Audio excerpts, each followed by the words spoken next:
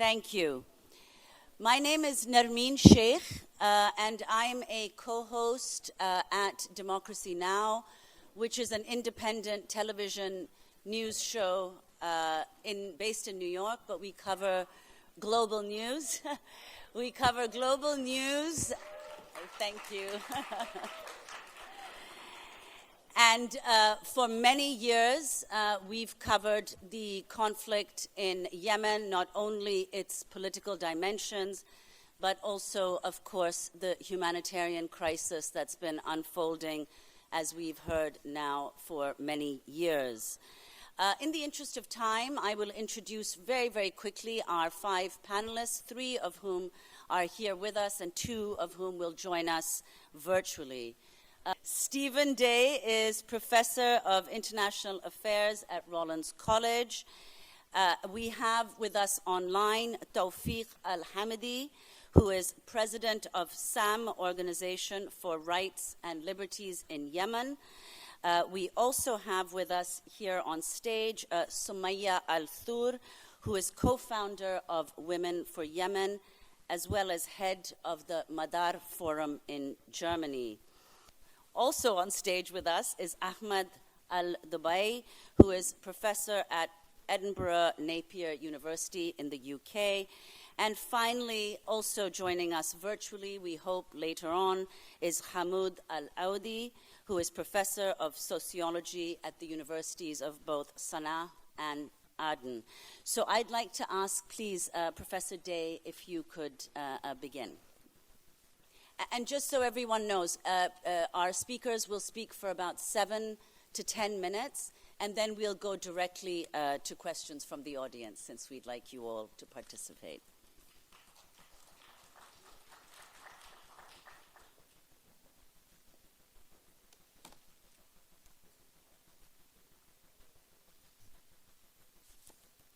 Thank you for the introduction, Nasreen. And it's a real pleasure to be here on the campus of Georgetown University. My alma mater, actually. I did my PhD studies here on a fellowship through the Center for Contemporary Arab Studies. So it's a real thrill for me to attend this conference on issues concerning Yemen. After getting my start here at Georgetown, I did my doctoral dissertation back in the 1990s on this subject. The stories I could tell of my attempt to defend my thesis on Yemen, perhaps there are many students in the room who know what that's like to go in front of a panel of professors who ask questions about a thesis, particularly one concerning a country like Yemen. I cannot say that there was any advantage or gain from writing my dissertation at the time on a subject that became so relevant to the politics of the country. From a very early point, I was interested in this subject of federalism and confederalism within the country. The subject that became obviously a subject of great controversy around the time of the National Dialogue Conference and the years afterward. I have to say that the issue was debated and discussed from a very early point in the history of Yemeni unity. In fact, I began to research the subject on the advice of many within Yemen who were aware of the importance of this issue of relations between the central government and Sana'a and local government officials at all levels of the country. What I can say from my years living in Yemen nearly 3 decades ago in the 1990s is that I met many individuals capable of being leaders in the country, wise individuals who were aware of Yemen's multiple divisions and the history of those divisions within the country. They spoke of the need to preserve national unity by decentralizing government to locally elected bodies in a federal system or some arrangement similar. These were years when there was still great hope for Yemen's self-initiated experiment with democracy. The problem came from politicians of great power who treated talk of genuine local elections as a sign of treason. After the renewal of popular demands for democracy amid Yemen street protests in 2011, a national dialogue conference was, of course, held in Sana'a, resulting in a plan for a new six-region state. The early 2014 outcome of the NDC endorsed federalism, as I did just 2 years earlier in the conclusion of my first book about Yemen in 2012. The NDC outcomes were not a surprise, just as there was no surprise when persons of great power and influence objected to the six-region federal plan, resisting it prior to the war in 2015. The new six-region federal constitution was at the heart of disagreements in Sana'a when peaceful debate was replaced by armed conflict. In my view, the NDC outcomes were worth supporting. Yet, like many people I met in Yemen during my dissertation research in the 1990s, I believe the federal plan or some form of decentralization should have been tried from the start of unity in 1990. It came late after the 2011 street revolts. I still think the NDC outcomes, including the federal plan, are worth preserving as some sort of foundation for negotiations about Yemen's future government. Given conflicts of the past 8 years, it's hard to imagine instituting a six-region federal state as conceived in 2014. Yet what is the alternative? Would a return to the pre-2011 system offer a more realistic foundation for Yemen's future government? Some suggest a return to the pre-1990 arrangement with two north and south halves. The reality is that any plan for the future structure of the Yemeni state faces problems, and the end result will necessarily derive from conditions on the ground in the coming year.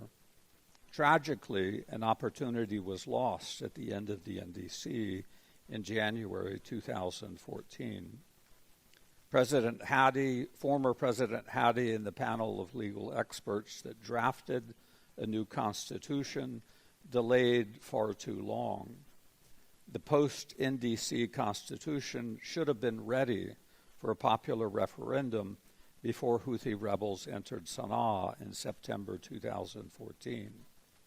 Likewise, the UN Security Council and governments of the US, UK, France, Russia, and China should have enforced key resolutions sanctioning the former President Saleh and Houthi leaders in order to prevent the obstruction of NDC outcomes.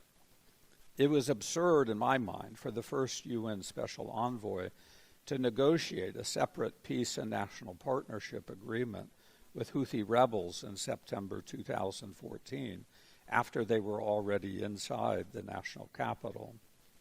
The key lesson from all of this, especially here in Washington, D.C., is that world leaders, including those from the U.S. government, cannot abandon responsibilities towards Yemen's population of 30 million, who are currently living through the world's worst humanitarian crisis. It is vitally important for the U.S. government to contribute financially to humanitarian relief. Additionally, the U.S. government must also insist on bringing an end to Yemen's war while helping to create the means for representatives of the Yemeni people to rebuild their country and establish government serving the public good of the broader population. Thank you.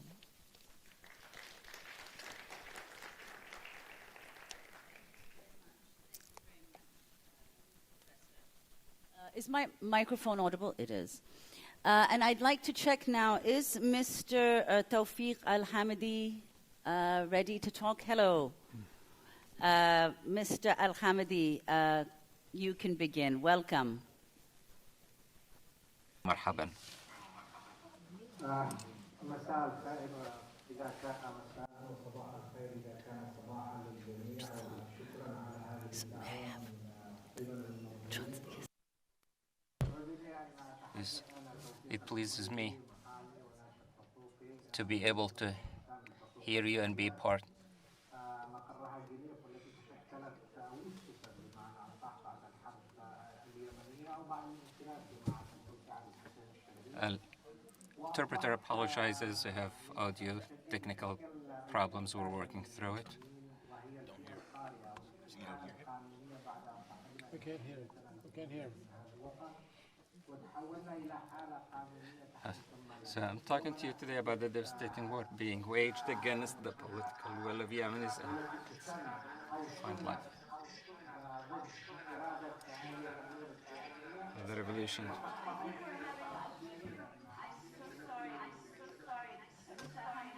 Sorry, we're having a problem.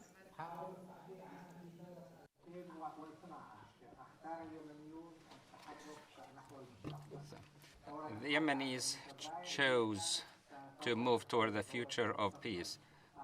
The Houthis shattered that dream with their armed coup in 2015 when they invaded the capital and took control of state institutions despite a comprehensive national dialogue that had resulted in a national consensus for a new draft constitution. And Ali Abdullah Saleh ruled for 30 years and they could not get their rights in this city, and so all the state institutions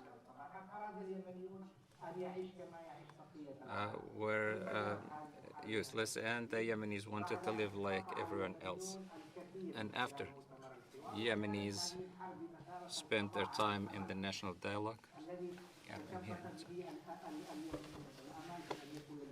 and that gave Yemenis the hope to rebuild the state and the hope that their future will be a better future than that under an extremist group with taking over the authority with support from outside and aspiring to rule or demanding to rule Yemenis under historical ridiculous claims. Unfortunately, there is nothing to talk about. Destruction is now in every corner, pain in every home. The homes that the Yemenis tried to rehabilitate and bring water and electricity into are now a waste. Its men, women, and children are going through this unstoppable or non-stoppable stopping pain. There isn't a house in Yemen today that doesn't have a martyr or a captive. The free Yemenis are being chased away. There are attacks against the Yemeni constitution, the outcomes of the national dialogue since the 26th of March 2015, when President Rabbu Mansour Hadi demanded the stop. But what happened despite the interference of the Arab League and the United Nations? What happened is that the Arab coalition, unfortunately, came against the desires of the Yemenis and steered away from its path and brought in chaos. And it created more militias. And after only 3 years of the Yemeni war, they said that after 3 years of the war, Yemen is no longer a country, and it appears as a country that has left existence.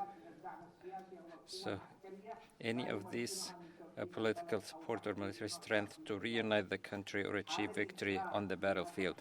So this deviation and the regional interference aggravated infighting between the parties of the legitimate government and the group supported by Iran,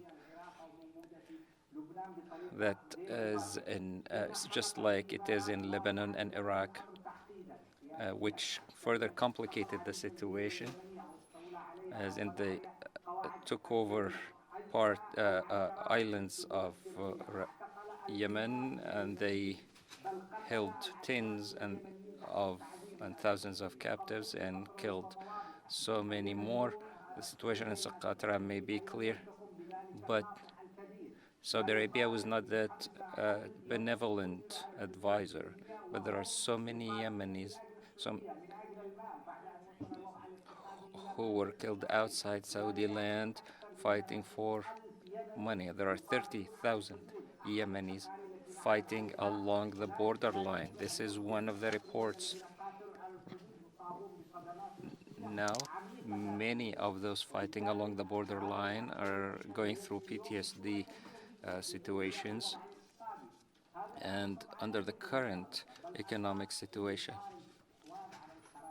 there's the desire to confiscate the Yemeni decision-making process, to change the Yemeni constitution and the regime without consulting with any Yemenis, and established a weak government that cannot exist, unfortunately, and established a state that does not belong to the historical Yemen. And today, I'm sorry to say that this conflict in Yemen led to war crimes and attacks against civilians using rockets, missiles, and destruction everywhere. There are over 2,000 schools that were destroyed. There is an entire Yemeni generation, over 2.5 million outside schools. Hospitals were destroyed. The sons of Taz cannot go to Sana'a after they were able to do this in 3 hours. Now it takes them more than 12. And because of the Houthis' victory, the sons of Toas have spent over 600,000 hours in alleys and back roads, and spent over 5 billion Yemeni riyals to run through these areas. We have documented all these violations, forced disappearance, violations against women, recruiting of children. Today, as I speak, I am about to issue the report for 2022. We have 612 execution orders by the court of Houthis in Sana'a. Only 10 of them are apologize for audio problems. The institutions are being looted by the Houthi group, and that's by the so-called judicial guard. And so I'm sure everyone heard about the economic crisis, its reasons, and now the Yemenis are eating only one meal. They don't eat 2 meals, and there are 5 million children under the age of 5 who do not have enough nutrition. In addition, under all these covers, many groups have been formed with great corruption who visits Yemen or will see the hate speech, unfortunately, also in the social media. It's hate speech is it's a poison now against women, and between warring parties, this struggle resorts to religion, history, ideology, and we even issued a report about hate speech in the social media, and in it recounted all these incidents. And unfortunately, this war today, and I say it with complete honesty, this war exploded under the eyes of the international community, be it through their ambassadors or their envoys. For 8 years now, there is not a true efforts to stop this war. When I say that the Americans and the Europeans and the United Nations should stop the war, I am not begging. I am demand that they that they seek forgiveness for their sins. All this talk about human rights and democracy in Washington, people right now don't believe in it anymore because they view it as a word and a speech, a message that aligns with the militia. Give me 1 minute. But in the question and answer session, you can continue. Thank you so much. And now, Ms. Sumaya Al-Thur. Peace be upon you. I had prepared my intervention in English. However, since there's interpretation, I would like to speak Arabic so that I could speak more freely. And first of all, I would like to thank the organizers of this meeting, of this conference. Such conferences are accused of so many things. However, it is an obligation for us as Yemenis to continue to raise this voice and to continue to talk about the Yemeni situation, the Yemeni case, because it became a cause that is forgotten, limited to specific parties, and we don't hear about Yemen aside other than from them. Today we listen to many points of views, to many things about the Yemeni population.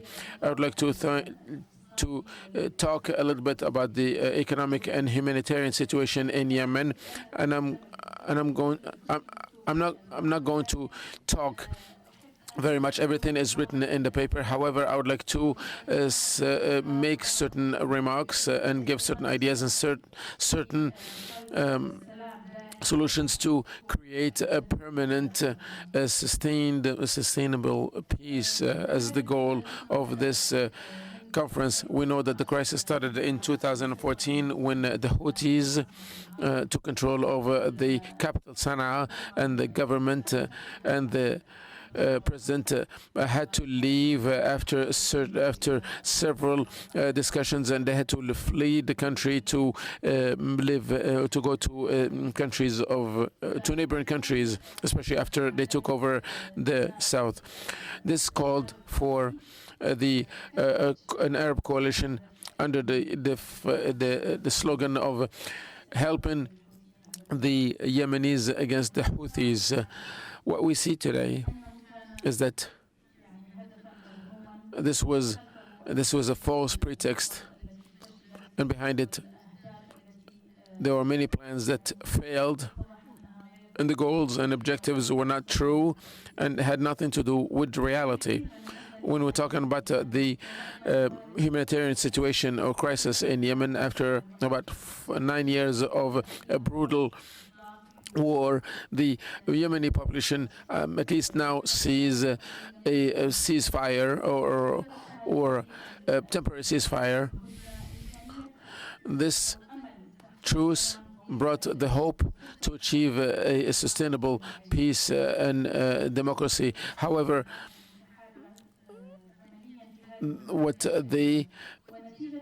as a result of this conflict, millions of Yemens are still displaced, and many children cannot go to school. And the country now is increasingly under the influence, under the negative influence of the climate change. There are several factors that need to be dealt with from the root. And the truce gave the international community an opportunity to increase their support and their investment in Yemen, so that they to sustain and to help the Yemeni population. In the beginning of 2022, the coordinator of the United Nations in Yemen called for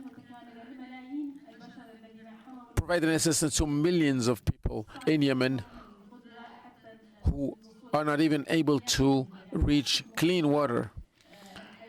So the basic components of life became a dream, and great difficulties in Yemen.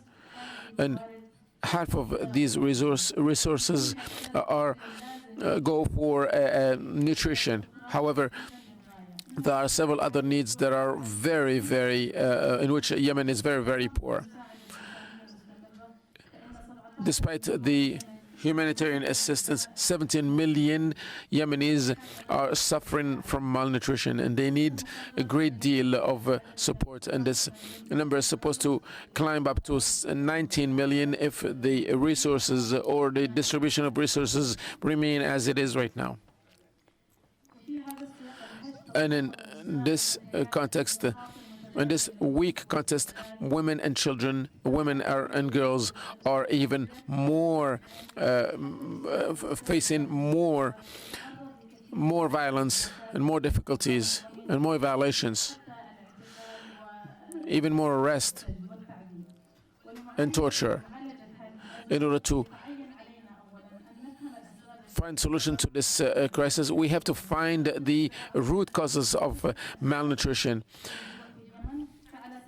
Armed conflict is the main driver for malnutrition in the country. There are several limitations that prevent all the assistance to get to the families that need it. For example, embargoes and blockades on cities, blockades of certain streets, certain roads, main roads, as we saw in Taz. And as well, before the Sana'a airport was opened, there was a great problem. There was a humanitarian problem. We know the source of that problem. We know the causes of that closure. And we know also in Stockholm, in the Stockholm negotiation, we talked about the opening of the airport. However, due to the stubbornness of so many parties, this didn't happen. But when the airport was opened, there was a great deal of relief. Yemenis also need to go outside of the country to seek medical treatment. The truce was signed between the different parties since April. And since then, there was no aerial attack by any parties. So basically, the conflict is between foreign parties, outside parties. The truce benefited the foreign parties more than anything, more than the Yemeni population.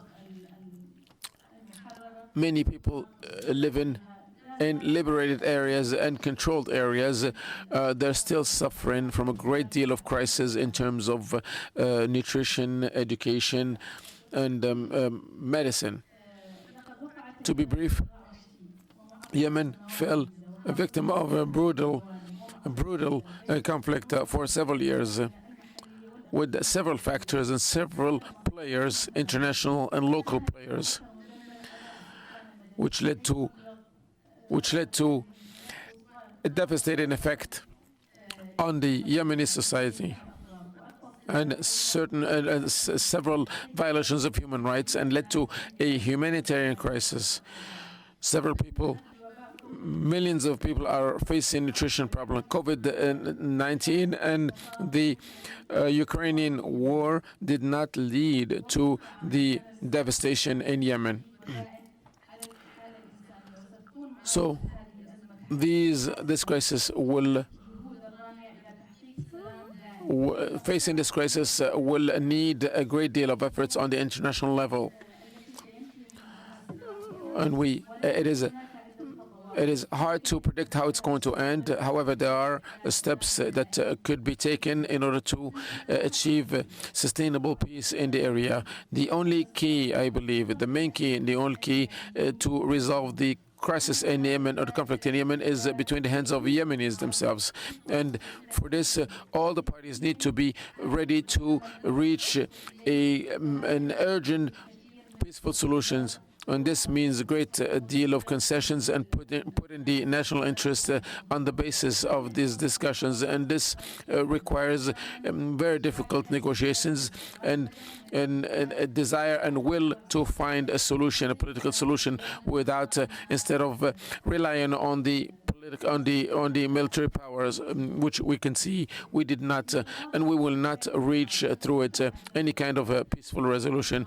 The international community also has a role to play in Yemen and peace in Yemen.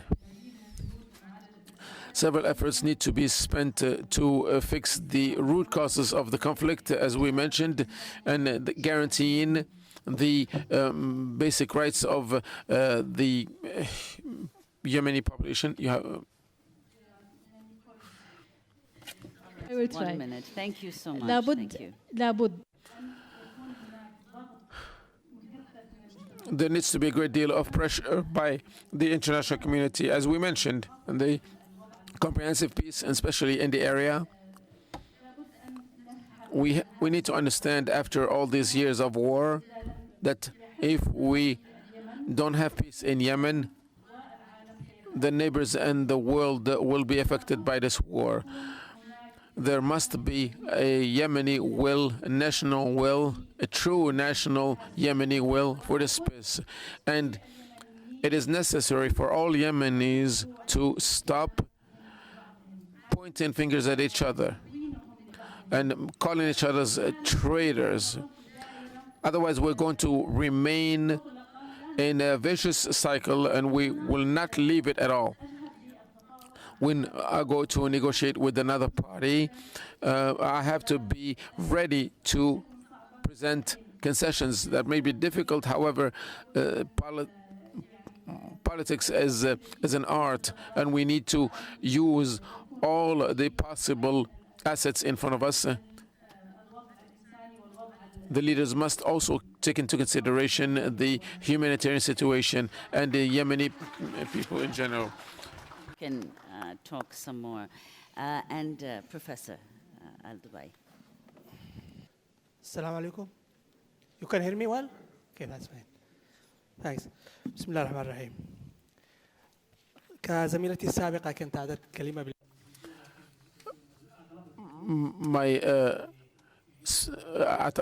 I believe that everyone here speaks Arabic, and most of the presents here speak Arabic. So I will speak in Arabic since most of the people here speak Arabic. Salutations to everyone. I came from the University of Edinburgh in Scotland as a Yemeni immigrant to the West. Because of my immigration was because of the ill administration of the country. I'm one of the victims of that ill administration. I will concentrate on education because the main problem in Yemen was education. When the education level went down, the problem started. The Yemenis did not get their right to education the way they're supposed to. Women and men, and the country was not able to produce an education, high-level education, so that the Yemeni citizen could be aware of his rights and obligations, which is what created portions of a society that had no identity. So you may be surprised that the President Ali Abdullah Saleh did not go to school in Yemen. Abdul Malik al-Houthi did not go to a state school in Yemen. So we are facing a coalition of ignorance against education and elimination in Yemen. The people came out in 2011, in February 2011, for a revolution against the dictatorship and tyranny, to live in a dignified life as the rest of the humans.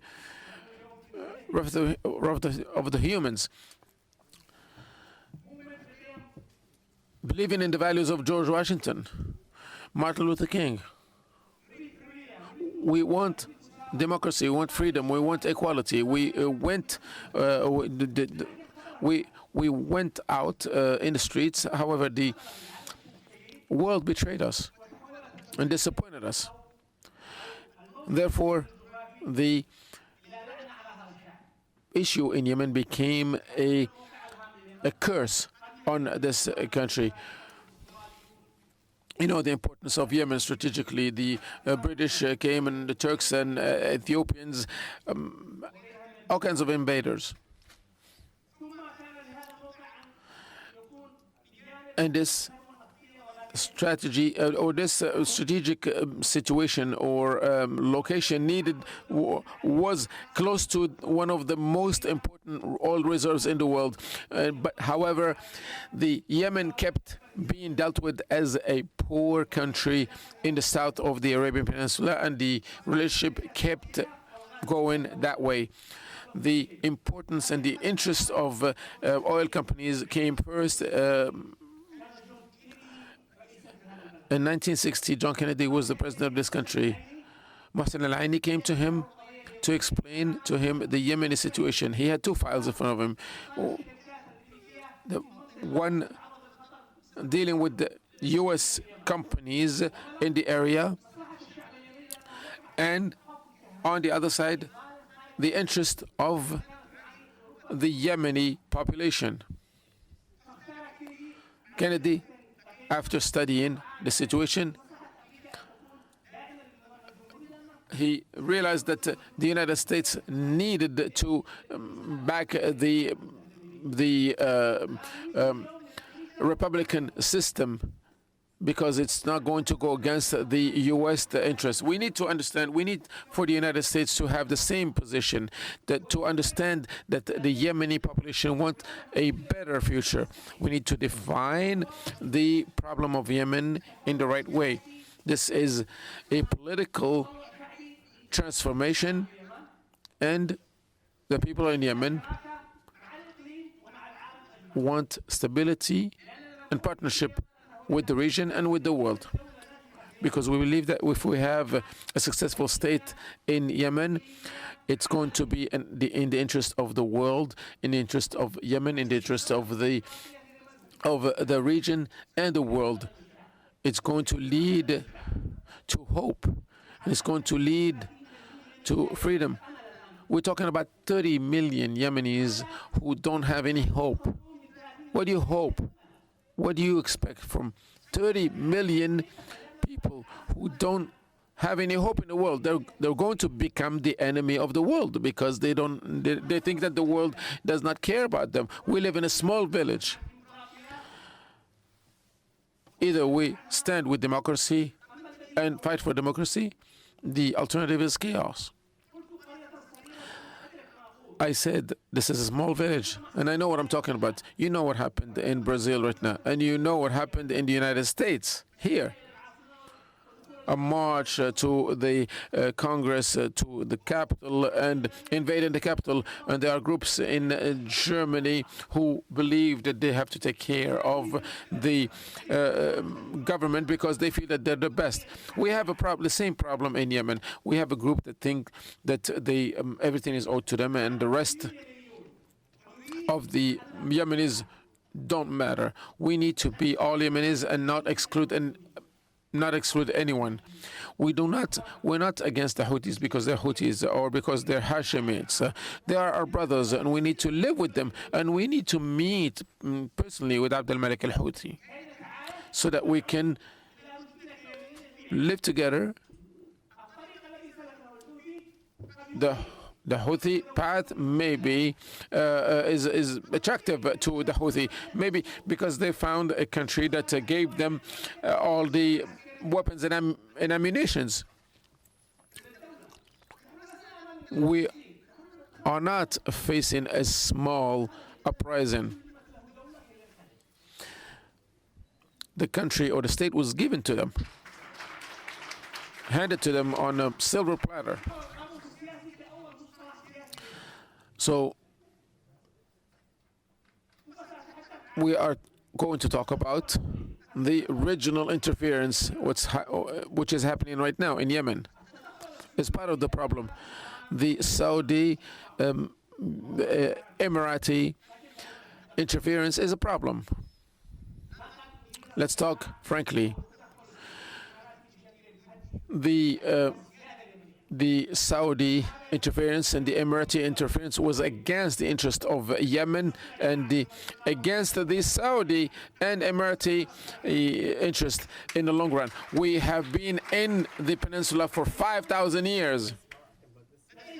Yemen has 2 queens. The women has contributed greatly in the past and will continue to contribute. The first woman who drove a car in the Arabian Peninsula was a woman, and the first was a Yemeni woman, and the first doctor in the Arabian Peninsula is a woman, and the first people to create a civil society is a Yemeni. Even football, we started playing football 120 years ago. We have a great deal of qualifications. We have a great deal of qualified Yemenis who are working in the highest level universities in the world, and they can help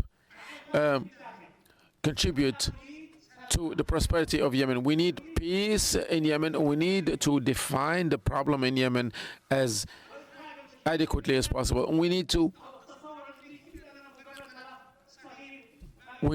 come out of this thinking, or get out of this thinking, this U.S. thinking that the Yemen is only a card to be played against Iran or Saudi Arabia or the Emirates. We need a great partnership, a real partnership with the United States. We see that the United States is a great example of democracy, open democracy.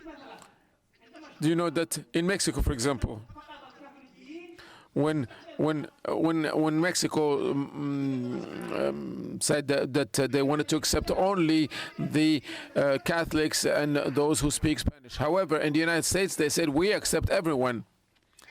Look at the difference between the United States and Mexico right now. How the open society and democracy changed the United States into the strongest country in the world. Not with weapons, but with knowledge, with science, with information wealth. This is what we want in our country. We don't want to have one faction controlling everyone else to show us what is the path for heaven or hell. The politicians are not, it's not their responsibility to lead us to heaven or hell.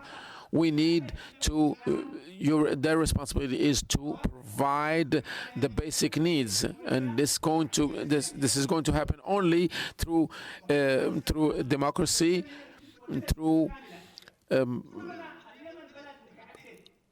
development. Yemen is a very diversified country.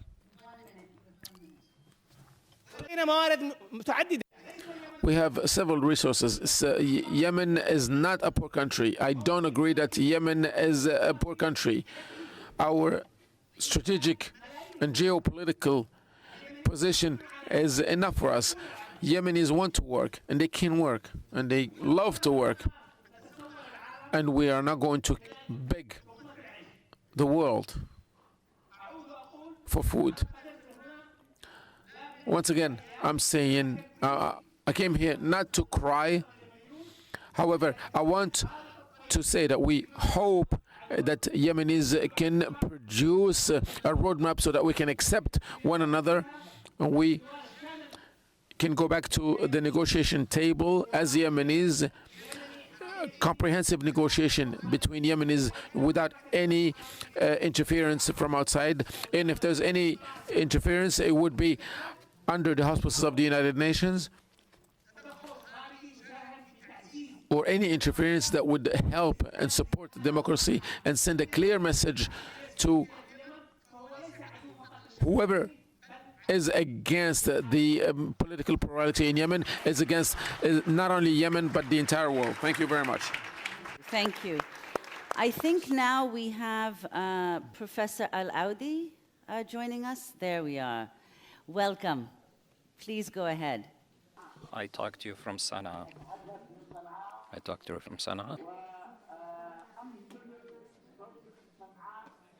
And I convey to you the voices of Sana'a and all those inside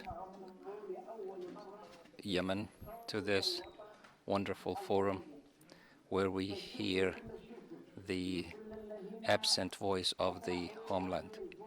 To those who have this opportunity to hear this distinct voice that we missed for a long time.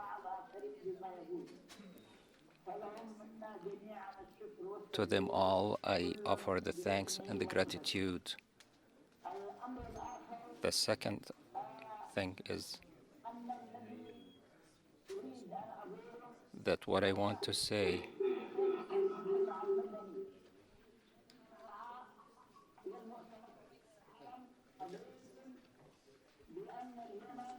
is that Yemen, no matter how many crises and conflicts are imposed on it, and how they want it to be segregated and divided, that will not happen. Yemen will not be destroyed, will not be divided, regardless of what they do and what they try to do. History teaches us all that Yemen is the graveyard of all conquerors. And starting with the international community, that we should deal with, that the world now is a small village,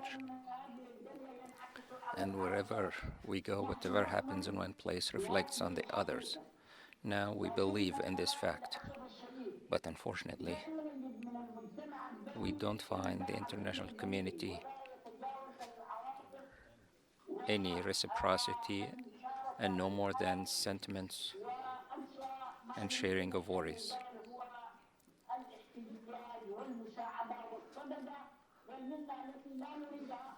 And the most they can do is charity, which we do not look forward to. The Yemeni people, as the speakers showed, are not in need of charity.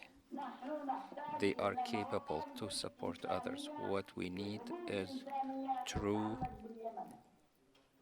human stances for the people of Yemen. We want the international community in general and the United States in particular to not allow foreign interference.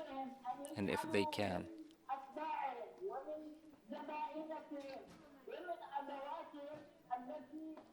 and if they can prevent all their appendices and followers, starting with Saudi Arabia and Emirates and all the others, to stop the war in Yemen, then they should to stop their attacks on Yemen. There is no need for Saudi Arabia or Emirates or the Gulf countries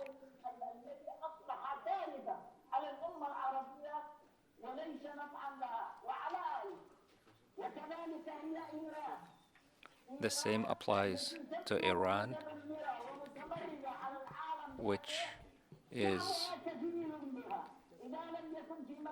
whose government seems to be seeking confrontation with the whole world. Its people will take care of it. Its great people can deal with it, and as such, if the international community to stop the interference in Yemen and with the Yemenis, then we will not reach the end that many are trying to lead us to. Interpreter apologizes for audio difficulties. We want to affirm that Yemenis are capable to solve their problems. In fact, they can establish all the necessary foundations. And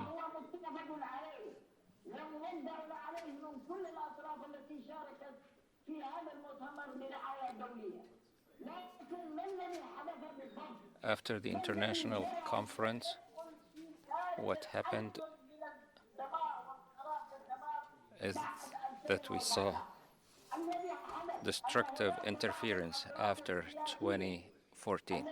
And there are some political parties that have some authority and some money, which enable them to manipulate the outcomes of the National Dialogue Conference.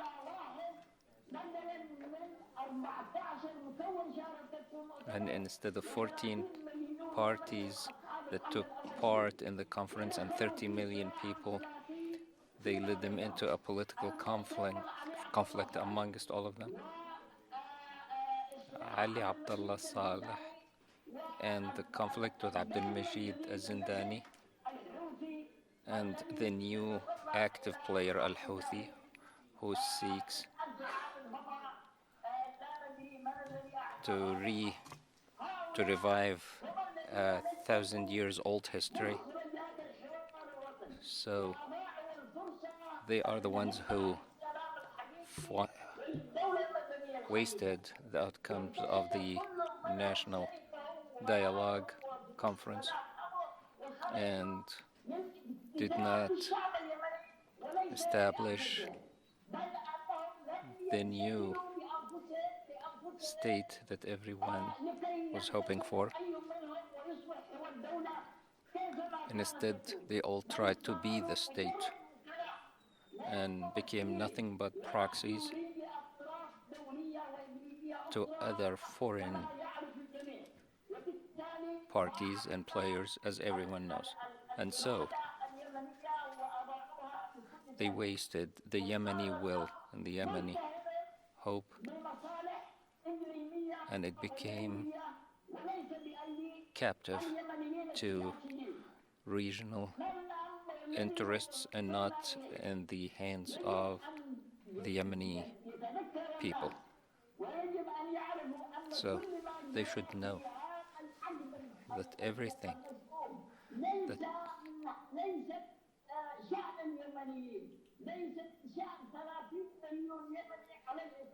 what happened is not. Interpreter apologizes for the audio quality.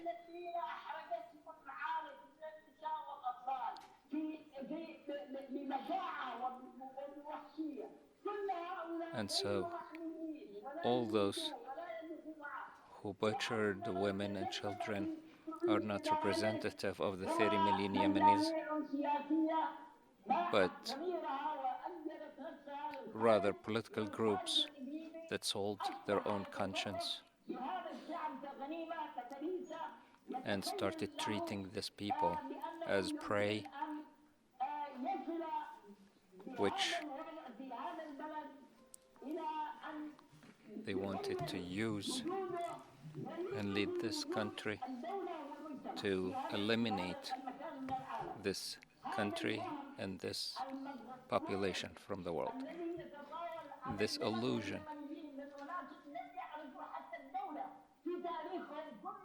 that some regions that never had a state or a statehood throughout their history now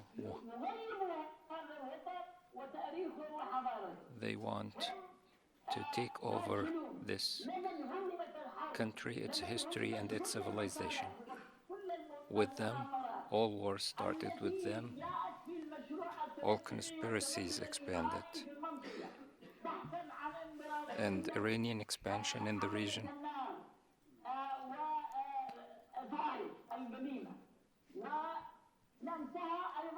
moved forward.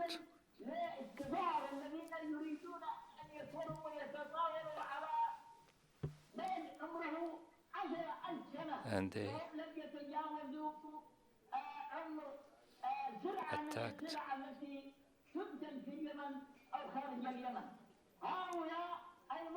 Apologies from the interpreter for the audio quality.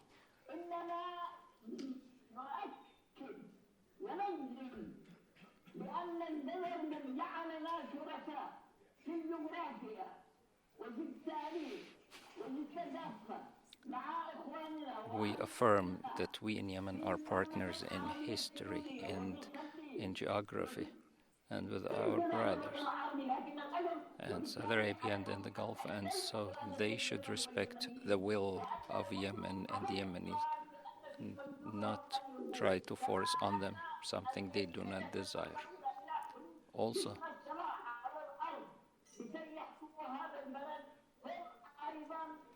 those who try to impose their will as a de facto rule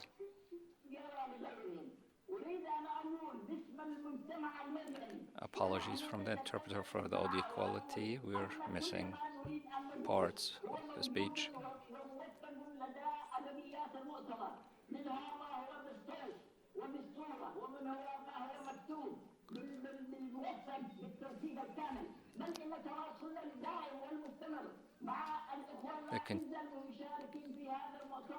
With our partners participating in this conference,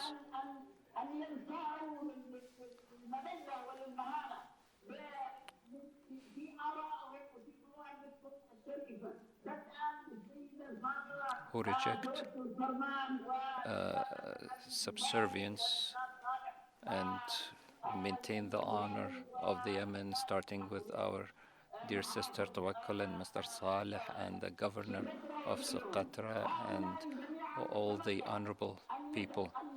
We hope that this circle expands and that we can hear the sound for the unjustly treated. We have ideas, and the solutions are not so difficult.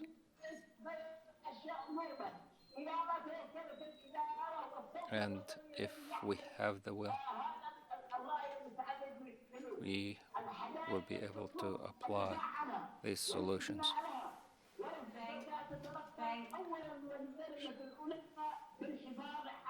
Interpreter apologizes for audio quality.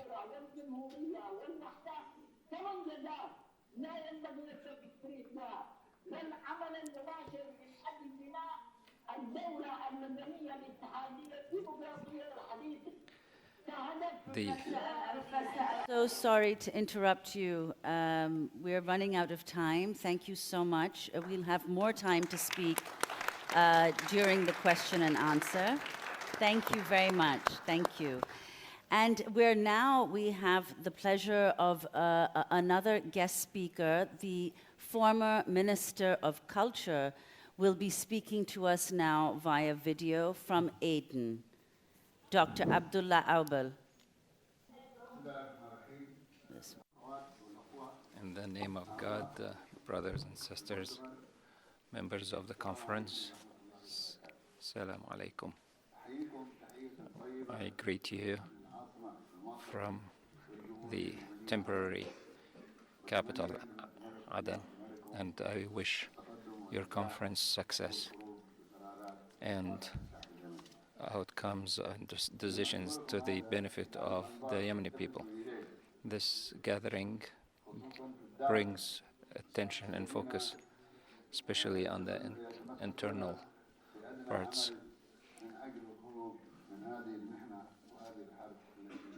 to find a way to come out of this crisis that our people have been living under in 8 years. Our people have gone through 8 difficult years since the Houthi coup and confiscation of the state and ignition of a war. It is still the case.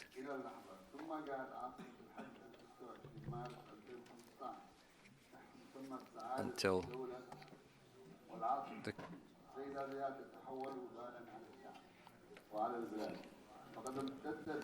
interpreter apologizes for audio quality.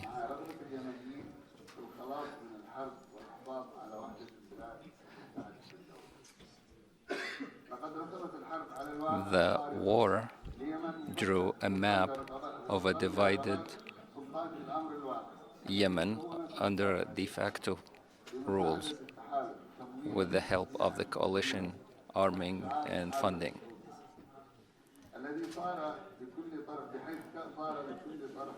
Where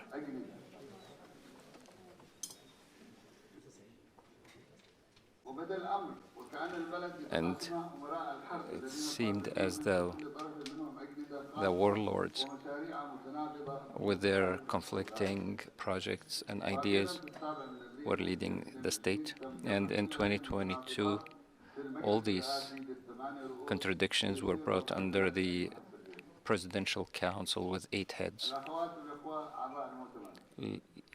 sisters and brothers. As we enter our 9th year, and I'm sure you're in touch with it, people now have great displeasure and discontent facing this war, famine, and daily events of crisis. Price of dollar now on January 8, 2023 to 1,230 riyals. Also, customs were raised from 250 riyals per dollar to 750 riyals per dollar starting this new year. And you can imagine the increase in fuel prices and so on. As we continue,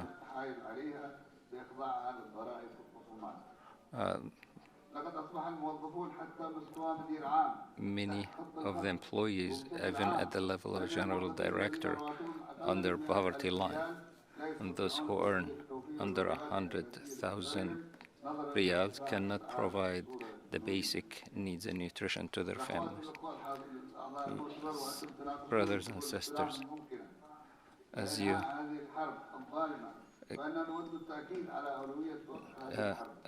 debate the possible routes to end this war, we affirm that the Houthis do not want to end this war without victory, where they have the equation of everything or nothing. And so we, all legitimate forces, if we get together, then Houthis would think twice. However, after 8 years, and after the exorbitant cost to the citizens, it is difficult to see victory for one side or another. And we expect nothing but more losses and more death. There are more than 250,000 killed and millions of displaced and refugees and famine. And the time has come to end this war and bring peace to the people. And in this vein, we believe that the outcomes of the National Dialogue Conference is the reference point to rebuild the institutions of the state. Yemenis, for the first time, agreed on the basis on which they should build their country. And without the traitor coup, we would have been along the way towards progress and growth. A Yemeni dialogue under the Arab League and the United Nations can provide a possible solution if all warring parties reached an understanding and conviction that such a solution can pave the road to end the war. And without this solution, they can end the war and the dialogue and find a solution. For this, come up with a draft constitution to rebuild the society without conflict and chaos. The February 2011 revolution was able to create a new youth generation believing in a secular civic government. But the violations